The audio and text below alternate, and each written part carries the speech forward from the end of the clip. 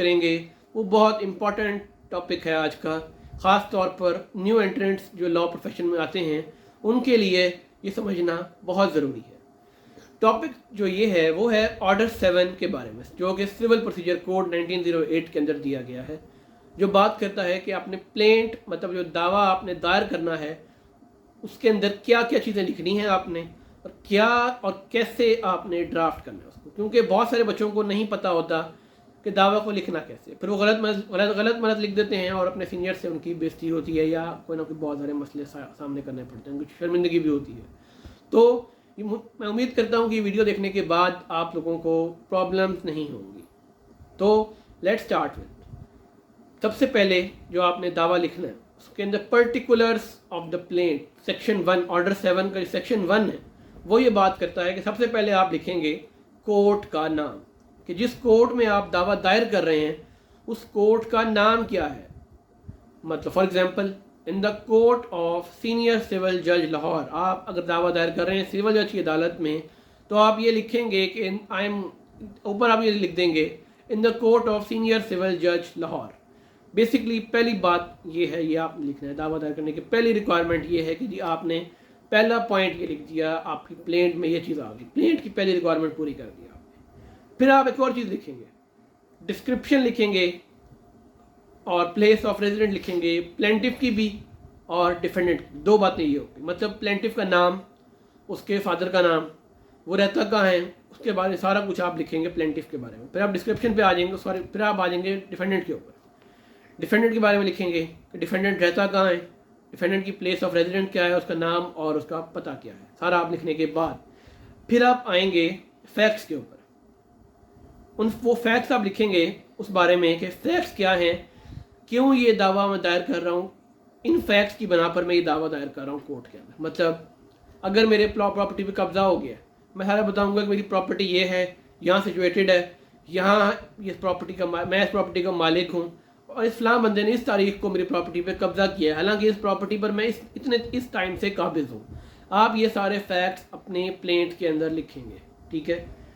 फिर आप बताएंगे कि जो आप फैक्ट्स लिख रहे हैं, जो आपने फैक्ट डाले हैं, फिर आप एक और बात लिखेंगे कि जी फ़र्ज़ करेंगे आपकी प्रॉपर्टी लाहौर में सिचुएटेड है, तो आप ये बात लिखेंगे कि जी मेरी प्रॉपर्टी लाहौर में सिचुएटेड है, तो सिविल कोर्ट लाहौर की जुरिस्डिक्शन है कि वो इसको एंटरटेन करे, ठीक है, ये बात होगी। फिर आप बताएंगे कि आप रिलीफ क्या मांग रहे हैं उस कोर्ट से, आया कि आपको प्रॉपर्टी पे कब्जा चाहिए या आपको उस प्रॉपर्टी पर स्टे चाहिए, या आप किसी बंदे को दावा ऐसा कर रहे हैं कि इस बंदे को प्रॉपर्टी से निकाला जाए, जिसे आप दावा दखलियाबी भी कहते हैं। अगर आप वो लिख रहे हैं, मतलब सूट डाल रहे हैं, सूट फॉर डिक्लेरेशन में आप मांग रहे हैं, आप क्या मांग रहे हैं कोर्ट से, आपको ये चीज़ बतानी पड़ेगी कोर्ट को, ताकि कोर्ट खुद नहीं अज्यूम करेगा कि आपको ये चाहिए, आपको सारा कुछ आपको बताना पड़ेगा। जैसे आप छोटे बच्चे को बताते हैं कि जी हम छोटा बच्चा को बता रहे होते बेटा ये ऐसे नहीं है वैसे है, इस तरह से हम कोर्ट को भी बताएंगे कि ऑनरेबल कोर्ट हमें आपसे ये रिलीफ चाहिए। बेसिकली ये बात है।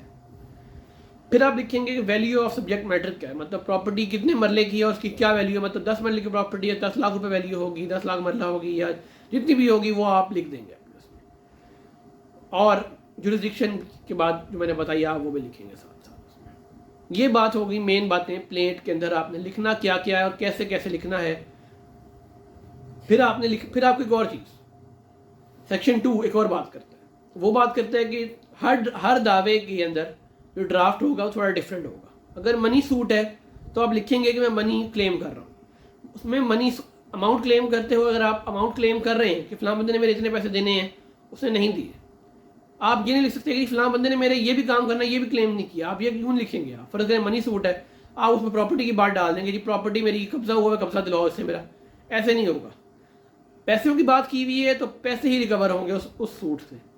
अगर आपने रिकवर करनी है सूट फॉर इमूवेबल प्रॉपर्टी के लिए आप एक अलग दावा लिखेंगे कि जी मेरी प्रॉपर्टी यहाँ सिचुएटेड है और मुझे इस चीज़ के लिए ये दावा किया है कि मेरा यहाँ से स्टे दिलवाया जाए या इस दावे को या इस जगह से उस बंदे को खाली करवाया जाए यहाँ से। मतलब एवैक्यूएशन का दावा कर रहे हैं या इमूवेबल प्रॉपर्टी के अंदर आपने देखना होता है कि क्या क्या आप लिख रहे हैं। इमूवेबल प्रॉपर्टी में बहुत सारी चीज़ें आ जाती हैं। आप मतलब प्रॉपर्टी के अंदर आप स्टे चाह रहे हैं, आप स्टे के अलावा और क्या क्या चाह रहे हैं वो आप सारा लिख देंगे प्रॉपर्टी से रिलेटेड। हाँ, पैसे आप चाह रहे हैं वो आप रिकवरी सूट अलग करेंगे। रिकवरी सूट उसका suit for money amount, recovery of amount होगा, ठीक है। थर्ड बात, अगली बात, जो आप रिलीफ मांग रहे हैं, फर्ज करें आपने कोर्ट से मांगा है कि जी मुझे पैसे भी रिकवर करवा के दें, मुझे इस बंदे से इतने पैसे रिकवर करवा के दें, इससे इतने रिकवर करवा के दें और इससे इतने रिकवर करवा के दें। तो आप रिलीफ के अंदर हर रिलीफ का ग्राउंड सेपरेट लिखेंगे, ये ग्राउंड है, इन पर मैं रिलीफ मांग रहा हूँ। क्योंकि आपने हर बंदे के फैक्ट डिफरेंट है, हर चीज़ डिफरेंट है, तो आप सेपरेटली रिलीफ क्लेम करेंगे हर चीज़ उससे, ठीक है। अच्छा, फिर एक और गलती जो बच्चे करते हैं, उन्हें प्रोसीजर नहीं पता कि एडमिट क्या करना है, जब आपने दावा दायर करना है तो उसके अंदर क्या क्या चीज़ें शामिल होने ज़रूरी हैं।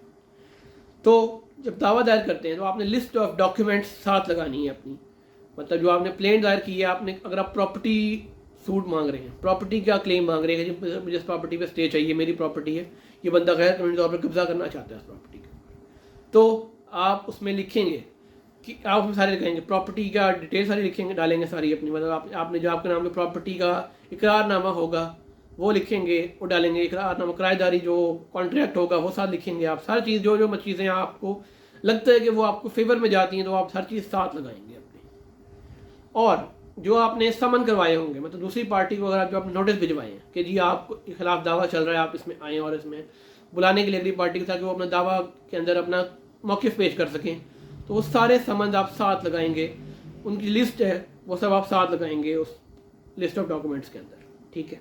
कोर्ट फ़ी आप साथ अटैच करेंगे लाजमी, क्योंकि कोर्ट फ़ी के बगैर कोई भी दावा चल नहीं सकता। और कॉपीज़ ऑफ द प्लेंट, मतलब जितनी आपने प्लेंट्स हैं, अगर आपने 2 लोगों को पार्टी बनाया या 3 को पार्टी बनाया तो 3 कॉपियाँ आप कोर्ट में अटैच करेंगे। ये नहीं करना कि आपने एक ही दे दी तो काम आपका हो गया, ऐसे नहीं करना। 3 अलग अलग प्लेंट्स, क्योंकि हर बंदे से आपने अलग अलग क्लेम कर रहे हैं तो आप अलग अलग प्लेंट फाइल करेंगे और अलग अलग उसकी कॉपी लगाएंगे साथ। ये बात बेसिकली नोट करने वाली है। और डॉक्यूमेंट्स हर किसी के साथ आपको अटैच करना ज़रूरी है। हर डॉक्यूमेंट, जो कॉमन डॉक्यूमेंट जो आपको फेवर में दे रहा होगा वो आपने अटैच करना है हर प्लेंट के साथ। बेसिकली ये वीडियो थी, ये डिस्कशन हमने किया आज इस वीडियो के अंदर, जो ऑर्डर 7 प्लेंट के बारे में था कि प्लेंट को फाइल कैसे करना है, उसका तरीकाकार मैंने आपको बताया। मज़ीद रहनुमाई के लिए आप मेरा यूट्यूब चैनल सब्सक्राइब भी कर सकते हैं, मुझे कमेंट सेक्शन में बता भी सकते हैं जो आपको समझ ना आई हो बात। अगर आप कोई बात क्लियर करना चाहते हैं वो आप मुझे स्क्रीन पर मेरे दिए गए नंबर पर कॉन्टैक्ट भी कर